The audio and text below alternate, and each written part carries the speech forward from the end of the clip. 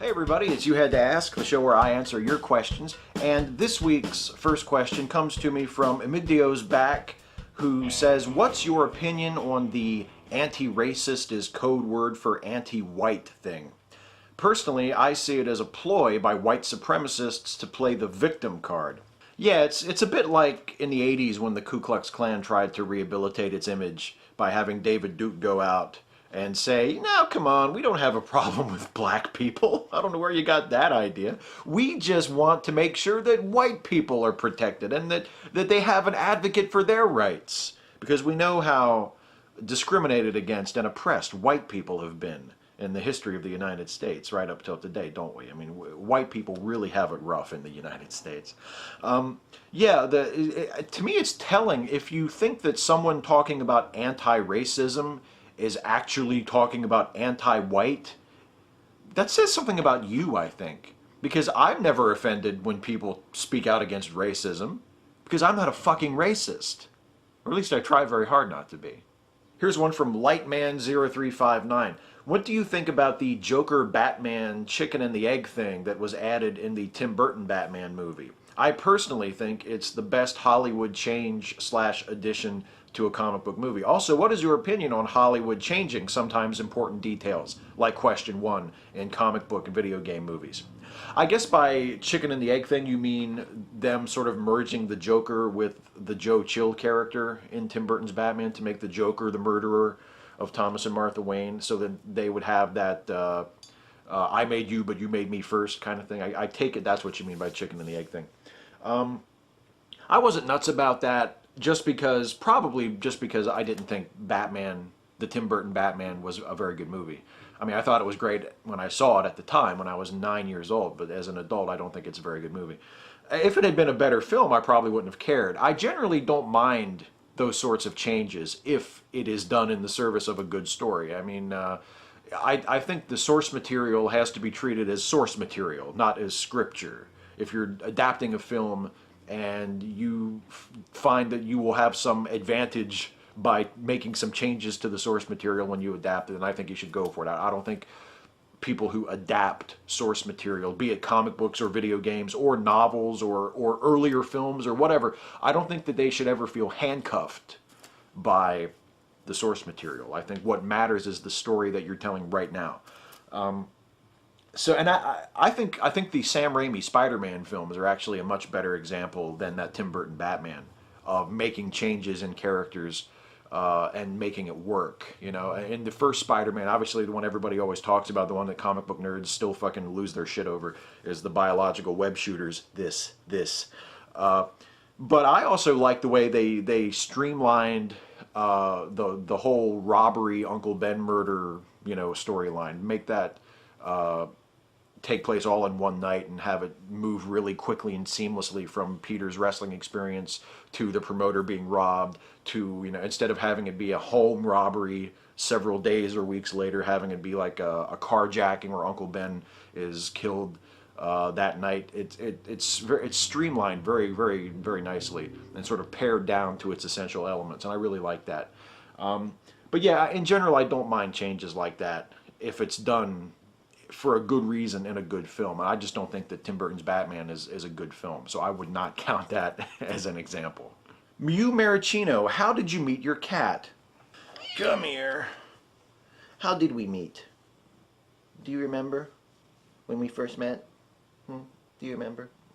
I remember. It was close to Christmas in 2006, I guess, and my wife and I were sitting outside our front door, sitting on our stoop, and we were just talking, and it was late, it was after dark, and this little kitty cat came walking up to us, and she was much smaller than she is now. I don't think she was fully grown yet, and she walked up to us and meowed. She just like walked up and said hello, and we were instantly charmed by her.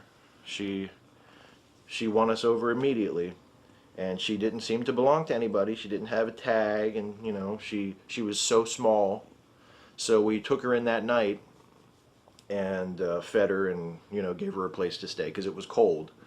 And yes, and we let her go the next day. We let her out the back door, and she came back the next night, and we decided, okay, we're just going to keep her. And that's what we did. And she's been with us ever since. She's been our buddy and our friend, and couldn't have asked for a better kitty. And that's how we met her. She's our Christmas kitty, we like to say. You're our Christmas kitty, aren't you? Yes. Mwah.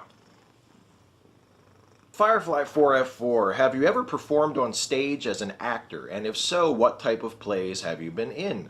I've got a co-host here now for the time being. So, the only play I've ever actually been in, believe it or not, was a play that I and a group of friends put together as a class project when I was in 7th grade. I didn't do any of my high school plays. I didn't do any like actual on-stage drama stuff in college. The only actual stage work I've ever done was a play that I actually adapted from a Batman comic in 7th grade. It was a Batman play, and I played Batman.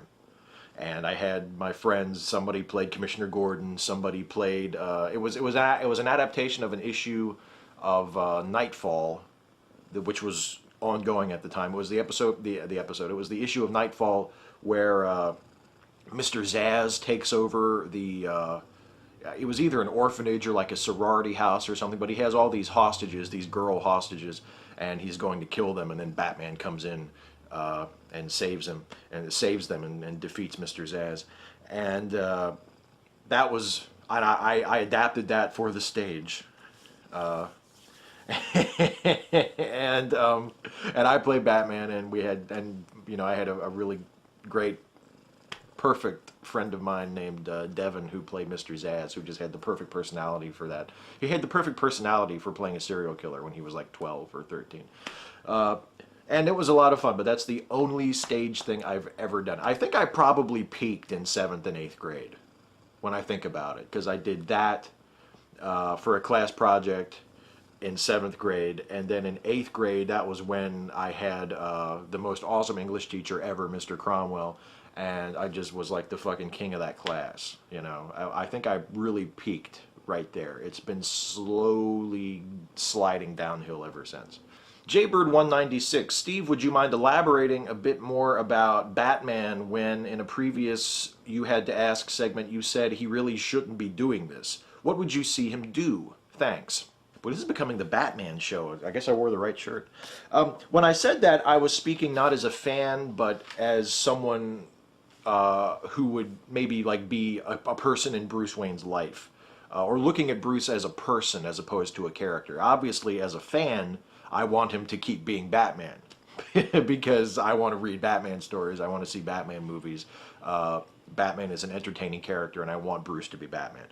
But if we look at him as if he is a real person, Batman is a horrible, horrible lifestyle choice. It's just not something that anyone should be doing. It's incredibly unhealthy in so many ways. It's physically unhealthy. It's psychologically unhealthy.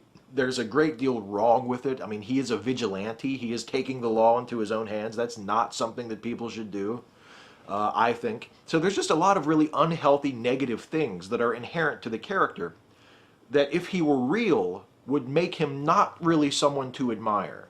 And that's one of the things, as I've said previously, that makes Batman such a fascinating character, is that unlike Superman, who is a much more pure hero, Batman has tons of baggage just from the very start. Just the very nature of the character brings all of these issues and all of this baggage with it.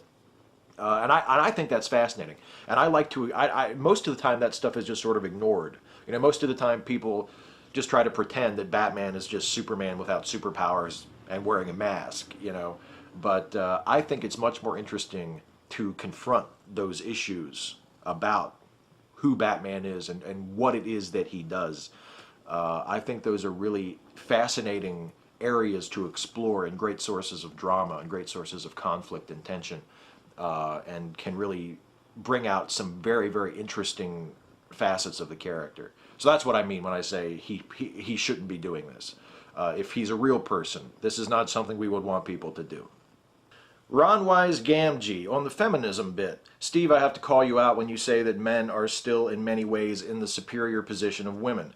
As you stated, this is not a thing that you follow closely, so the statements you're making indicate that you've drunk the Kool-Aid given that is passed off as obvious truth. Just to demonstrate this, it'd be great if you can point out the areas where women are still left behind in comparison to men and the reasons as to why that is. Ron, I'm going to be charitable and treat that as if it were a serious question. Women are still grossly underrepresented in elected government in the United States. I think the percentage of women serving in state legislatures nationwide is about 25%. In Congress, it's, I think, 18% or thereabouts. Women are grossly underrepresented in state executive positions, in federal executive positions. Not only have we never ever elected a female president or female vice president in the history of our country, but the number of women that have been appointed to serve in executive cabinet positions is dwarfed by the number of men. It's not even close. It's a sliver of a minority. Women are grossly underrepresented. Women are grossly underrepresented in leadership roles in business. They are grossly underrepresented in leadership roles in the military. They just now got the right to be posted to combat positions in the military, in case you didn't hear. Women are grossly underrepresented in leadership roles in religion. Every single major religion in this country, the three dominant monotheisms of the United States, are all innately misogynistic. The cultural pressures. Women in the United States still today, after over 100 years of feminism and close to 50 years of really serious, motivated modern feminism, are still valued culturally for their sexuality or as breeding stock. Men have never had to deal with that sort of consistent pressure to look good, to smell good, to be of a certain look, to have a certain personality, to behave in a certain way. I walked out the door this morning. The standard that society places on me as a man for my appearance is have clothes on and don't stink. That's the bar for me. I don't have to put makeup on. I don't have to do my hair. I don't have to wear my clothes with a certain cut or in a certain way. I don't have to give a fuck about my weight. And you can say, well, women don't have to do that either. But there is a huge amount of cultural pressure from the media, from other people on women to look a certain way, to act a certain way that is based on their sexuality, and it is inescapable. And as a man, I have no idea from firsthand experience what it is like, but I can see it because I have eyes. And the fact that anyone, and we can argue about legitimate issues in the men's rights movement, and we can argue about, yeah, I know some feminists are cunts. Okay, I agree with you. But how anyone can seriously look at our culture, and I'm just talking about our culture here in the United States, never mind Middle Eastern cultures where women are treated like shit. Never mind China, where daughters are looked at as burdens, and just all over the world where women are still treated absolutely abominably. Countries in Africa where they are still forced to undergo female circumcision. Never mind that. Leave all that aside.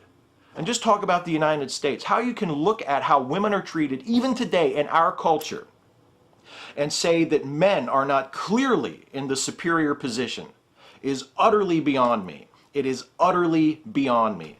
And I don't identify myself as a feminist. I don't spend a huge amount of time cheering and chanting and going rah, rah, rah for feminism.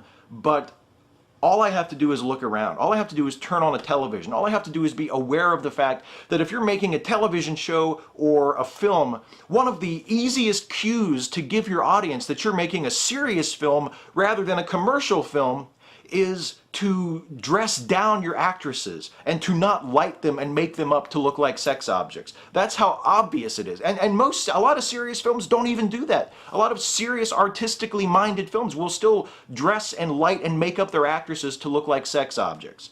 That's how pervasive it is. And to me, it's undeniable. I honestly don't know how you can seriously ask me that question. You seem sincere. I take you at face value. I believe that you really believe that this is true and that you're right, but I just do not see it. I just don't see how you or anybody can look at our culture in the United States today, let alone the rest of the world, and honestly just dismiss the idea that women are treated worse in our culture than men, that women are in an inferior position to men. I just don't see how you get there. And to be that dismissive of it, and to use phrases like, you know, people who don't believe that have drunk the Kool-Aid, and to challenge me to name areas in our culture where women are behind men, as if that's some impossible question that's just going to stump me, or that I just have never even thought about it. It's embarrassing. I would be embarrassed to talk that way. Donnie Price, you've mentioned MST3K and riff tracks several times in previous videos, namely your love of them.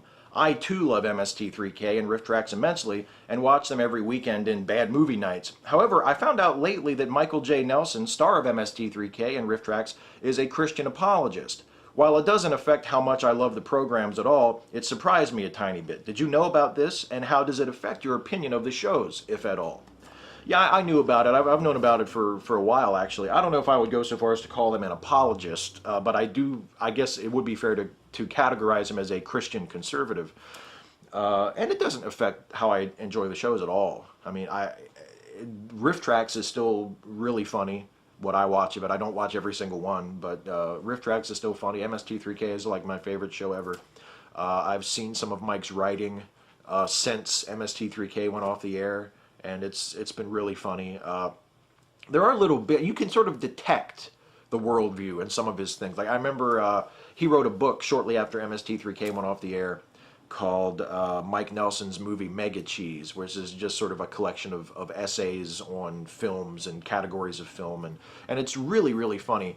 But I remember the chapter on Batman where he talks about how he read a Batman comic in the 80s, and I think the comic he was referencing was The Dark Knight Returns, from some clues of what he taught. He doesn't mention it by title, but from just certain things in it he references. I take it to be The Dark Knight Returns. And he talked about how it made him angry. He found it really violent and dark, and it just made him angry.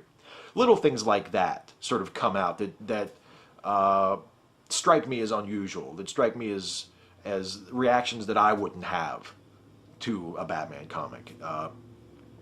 But it doesn't affect my opinion of him as a writer or as a performer or a comedian at all. And I've said before, and I will say it again, he, particularly him, but also MST3K in general, was and still is a huge influence on my own sense of humor. I mean, I owe that show so much, and I owe Mike so much, and I admire him so much as a writer and as a performer. And his his religion and his political beliefs, even though I probably couldn't disagree with him more on that stuff, they don't enter into my admiration of him for those things at all. Here's one from Tristan Vick. Steve, of the deluge of DC superhero animated movies, which of them is your favorite? I personally enjoyed the 2009 Wonder Woman animated feature with Kerry Russell voicing Wonder Woman the best so far.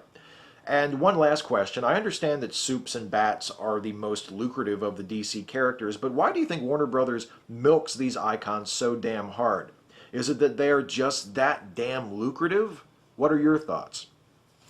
Well, yeah, to answer that last one, I think that's it. It's that Superman and Batman are the best known. They are the most lucrative. I think the budgets for those direct-to-video animated features have got to be really, really low. I mean, their profit margins have got to be incredibly thin for those. That's why they're all so short. They're usually all about an hour long, even though clearly some of them could have and probably should have been much, much longer than that. They all feel really abbreviated. And so though they figure, well, we'll sell a lot more Superman or Batman movies than we would, you know, The Flash, so we're going to go with that. I mean, it makes commercial sense. It makes economic sense. People who are big fans of The Flash, who would love to see him get like a solo movie, are probably chagrined. But I mean, that's just the way it is, you know. And my favorite of those has been the adaptation of New Frontier, which was, I think, the second one they ever made. The first two, the Superman Doomsday one, and then the New Frontier adaptation, those are still my two favorite ones. The first two are still by far my two favorite ones. the rest of them, and I haven't seen all of them, the Superman one that you mentioned in your complete question that I edited out. The Superman one I haven't seen yet. I'll have to rent that one. But most of them I have seen, and they range from really good, as in Superman Doomsday and New Frontier, to interesting failures like Batman Gotham Knight, the anime one that they did when The Dark Knight came out a few years ago, to just kind of dull and uninteresting like the Green Lantern one, to really actively fucking terrible like the Justice League Crisis on Two Earths. I thought that was awful. And I thought Batman Under the Red Hood was terrible too. Even with Bruce Greenwood as Batman and Neil Patrick Harris as Nightwing, it looked great on paper, but it was just awful. It was so bad. I hated it. But I liked Superman, Batman, Public Enemies too. It was just a mindless sort of superhero smash up. I thought that was good. So yeah, I guess that's the range of my opinion on those things. You hear that? Do you hear that? Do you know what that means? It's time for the lightning round. Rapid fire questions, glib and adequate answers. Mark Arangis, is there an internet meme you really like? Yeah, the Joseph DeCrue pictures, archaic rap. Those are by far my favorite. I also like e-cards. And on my Facebook page, I did a few of those myself, both the Joseph DeCrue ones and the e-cards. You can see them in my photo gallery. Radical Bacon, do you have any siblings? Yes, I have one brother, a younger brother. His name's Danny. Min UI, if you had to choose one, who among these would you like to be best friends with? Hamza Zortis, Ray Comfort, Vlad the Impaler. Gotta go with Vlad. More of a laugh than the other two. My Thousand Faces, 3 questions for you. 1, do you have a particularly favorite non-superhero comic? I used to be into The Walking Dead, not so much anymore. All time, probably anything by Daniel Clowes. Number 2, can you list some countries that you'd love to visit? Oh yeah, France, England, Japan, Australia seems nice. I could hang out with Dangerously Talented if he would have me. Number 3, do you have a favorite movie that most people hate, or hate a movie that most people love? My favorite movie that most people hate is probably Superman Returns. The movie that I hate that most people love, I wouldn't even say I hate it, but I really don't like It's a Wonderful Life. And that's like universally beloved. PA31T4461, what's up with the hat or cap you always wear? Do you feel naked without it? I actually am naked without it. It's a whole weird thing. David Landon, Indiana Jones quadrilogy. Which one is the best, worst, and why? Raiders is definitely the best. The 4th one, Kingdom of the Crystal Skull, is the worst, although it is not nearly as bad as people say it is. So there you go. That's it. That's the end of the lightning round. Before I go, I want to give a shout out. I want to give a shout out to someone who has been a great friend and supporter of this channel and has a YouTube channel, her own damn self. It's Practical Magic 9. Practical Magic 9 is always leaving comments and saying really intelligent, funny, witty things, contributing to the conversation around here, and videos on her channel, her own damn self. You should go check it out. I just saw a video she did not too long ago, a really short 1-minute video about the same-sex marriage issue and how everybody's sick of talking about it, and if we're really that sick of talking about it, maybe we should just legalize same-sex marriage all fucking ready. Then we could stop talking about it. So that was a cool video, and she has a great channel, and if you're not subscribed to her, you should go and rectify that situation immediately. Whew! That's it for this week's episode of You Had to Ask. I will be back to do this again next week, but of course for that to happen, you have to ask. So if you have any questions for me on any topic at all, anything you want to hear me talk about, please leave a comment on this video with your question, and I will get to as many of them as I possibly can next time. Thank you so much for watching, and I will see you next time.